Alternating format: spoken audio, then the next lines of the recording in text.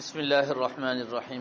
فرض نماز سے پہلے جو مقتدی تکبیر کہتا ہے اس کو بیٹھ کر سننا چاہیے یا کھڑے ہو کر؟ یہ ایک اہم عمل ہے، اس کے لیے سنت عمل سمجھ لیجئے۔ امام صاحب کے آنے کی ترتیب کیا ہے؟ توجہ، اگر امام صاحب مغرب کی جانب سے آتے ہیں مصلی پر تو امام صاحب کو آتے ہی جو مقتدی دیکھے اس کے لیے حکم یہ ہے کہ فوراً کھڑا ہو جائے، اور اگر امام صاحب مشرق کی جانب سے آ رہے ہیں، نماز کے لیے آ رہے ہیں، نماز پڑھانے کے لیے آ رہے ہیں، تو فرمایا جس صف سے امام صاحب گزرتے جائیں اس صف کے مقتدیوں پر واجب اور لازم ہے کہ وہ کھڑے ہوتے جائیں۔ یہ سنت عمل ہے، غور کیجئے۔ امام صاحب پچھلی صفوں میں سے پہلی صف سے جب گزرے تو اس صف کے مقتدیوں کو چاہیے وہ کھڑے ہو جائیں، اس سے اگلی صف سے گزرے تو اگلی صف کے مقتدیوں کو چاہیے وہ کھڑے ہو جائیں۔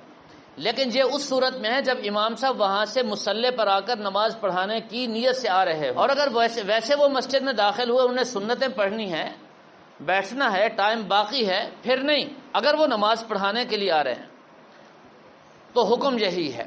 نبی پاک صلی اللہ تعالی علیہ وسلم کی عادت مبارکہ یہی تھی، آپ سنتیں گھر میں ادا فرمایا کرتے تھے، اور جب نماز کا پورا وقت ہوتا، جب آپ نماز پڑھانے کی نیت سے گھر سے نکلتے تھے تو بس سارے صحابہ کھڑے ہو جاتے تو امام صاحب جب آئیں تو آنے کی ترتیب یہی ہے، یا مشرق سے آئیں گے یا مغرب سے آئیں تو امام صاحب کو دیکھتے ہی اسی لمحے سب کھڑے ہو جائیں۔ اگر مشرق سے پیچھے سے آ رہے ہیں تو جس صف سے وہ گزرتے جائیں اس صف کے لوگ کھڑے ہوتے جائیں۔ یہ حکم ہے جی، میرے خیال میں بات سمجھ میں آ گئی۔